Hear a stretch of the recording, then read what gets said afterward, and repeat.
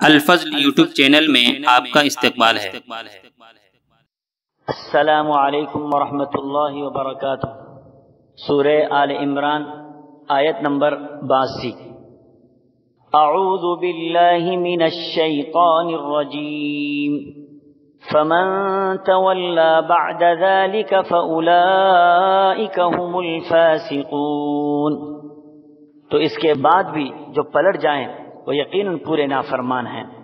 اس آیت میں اہل کتاب یہود و نصارہ اور دیگر اہل مذہب کو تنبیہ کی جا رہی ہے اور پوری وضاحت کے ساتھ بتلایا جا رہا ہے کہ بعثت محمدی کے بعد ان پر ایمان لانے کے بجائے اپنے اپنے مذہب پر قائم رہنا اس عہد کے خلاف ہے جو اللہ تعالیٰ نے نبیوں کے واسطے سے ہر امت سے لیا۔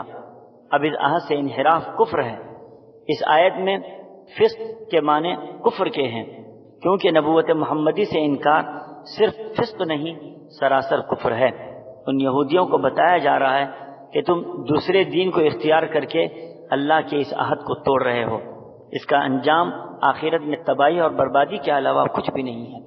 اللہ تعالی ہم سبوں کو صحیح معنی میں نبی کریم صلی اللہ تعالی علیہ وسلم کی سچی اتباع نصیب فرمائے، آمین۔ وآخر دعوانا ان الحمد للہ رب العالمین۔ اس چینل کو سبسکرائب کریں اور اس کو زیادہ سے زیادہ شیئر کرنے کی کوشش کریں۔